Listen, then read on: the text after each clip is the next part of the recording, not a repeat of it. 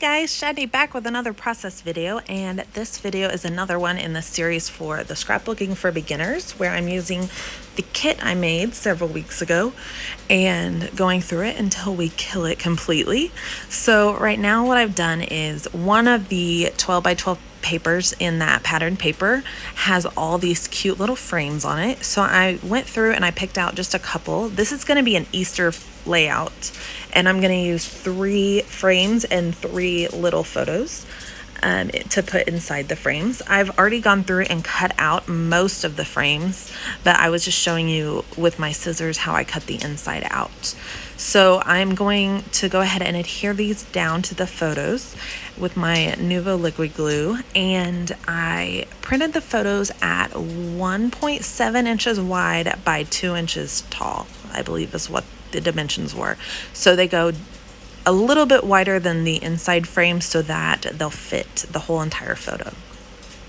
So now from here, what I'm gonna do is I'm gonna add some fun foam behind each photo, just to pop them up. 90% of my layouts I add fun foam behind my photo. I just like the dimension and the little bit of extra emphasis it gives on each photo, and it kind of pulls it up. Especially I tend to use white borders around my photos just to draw a little bit more attention to them, and in this situation it doesn't have a white border because they're in a frame, so I feel like that gives it a little bit more like oomph for the whole layout. So I've cut 4 pieces of paper at 4 inches by 4 inches.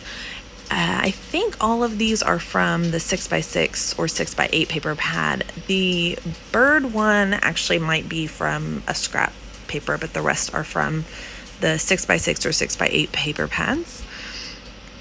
And then I went around and inked the edges, but they still weren't really standing out to me very well. So I do go in with my gray Studler pen, and it's just a gray fine tip pen that is also in my kit. I do tend to like to use gray pens or this gray pen, because it's just a little bit softer than a bright black. But I did buy some really cool black pens not that long ago on Amazon, and it was a big 24 pack for like $8, and they're amazing felt tip pens, and they're very similar to the Studlers, but they are black, so I will start using those soon. But I'll show you later what they are. Now I'm just going around and kind of using my thumb to kind of rough up the edges, not really to make them distressed looking as much as just to give it a little bit of texture on the background. I don't want them laying completely flat. Sorry, I'm getting a little tongue-tied. I just want a little bit of dimension right there. So once again, doing it on the rest of these pages. And then my plan is to add 2 of the photos down. No, I don't think it's at the bottom anymore. I think I switched it, but anyways, I'll add the 2 photos on the left will be in the same square, and the 1 photo on the right will be in 1 square. And then 1 square will be journaling and 1 square will be the title. Right here, I want these photos to overlap just a little bit, so I cut some of that fun foam off just so that they fit together a little bit better. I'm going to go ahead and adhere those down, or adhere those together, I believe, in just a second, just so that it's easier to move them as one piece. And then I took the cream colored paper with those black florals and I fussy cut it, not all of it, but just several pieces off of it up there on the top. And then I pulled out a couple of these fun little wood veneer pieces from the wood veneer set, and they're 2 ducks, which are kind of an odd, sometimes hard to use image, I feel like. But this works out pretty well doing an Easter layout because, you know, ducks and bunnies and all that for Easter are kind of traditional. So, and then that little sign, I'm gonna put something on it to make it look more like a sign in just a minute.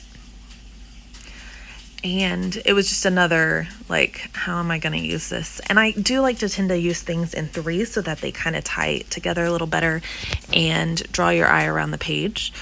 So I have 2 ducks and 1 sign, so there's 3 wood pieces. I am adding the florals right here behind this photo and adhering them flat, and then adhere that photo down, and then the wood veneer I'm going to adhere so it's overlapping the photo, but the left side is completely flat on the background paper. So, but the Nuvo glue, it'll help it, even though it's like that, it'll attach really well. I go ahead and adhere these photos down, and I put the gather here sticker across that sign so it looks like a little sign. And then now I'm just kind of spreading some of my embellishments around so I know where I want them. Oh, I was trying to figure out what I was doing. I cut the stripe. I was using the stripe paper. I was using the mint stripe paper and then using the other stripe so that I could match the size so that it was the same, so I could cut a square is what I'm trying to say. Then I cut it in half so that diagonally, so I can have these little photo corners for this box. So the bottom left box is going to be where my title is going to go. And I wanted like a cuter, longer title, but I was just starting to kind of run low on letters, and I wasn't feeling that good creatively, mentally, so to make up some cutesy title or anything like that. So we get a pretty generic, simple title, and it's gonna be Easter 19. I would do 2019, but we don't have a 2, so it'll just be Easter 19. And then I'm going to use Easter with these letter stickers, the black, and I think I have to piece one of the letters together. I ran out of a letter and had to piece it or fake it, Frankenstein it, but we'll see in just a second. These are Easter photos from last year.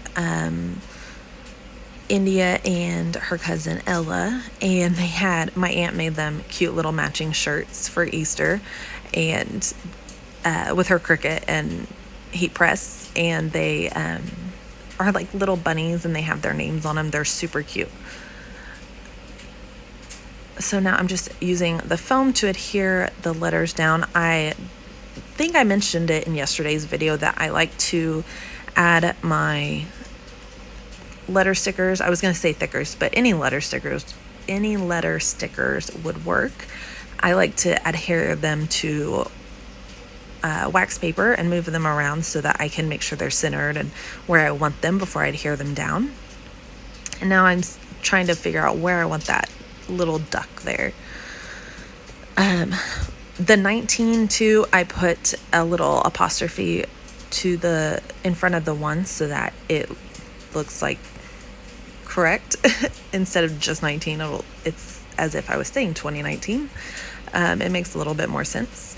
And then I'm going to go in and just tuck some more of these little cream and black floral pieces that I fussy cut, and just tuck and layer them behind the photo and on this other block over here.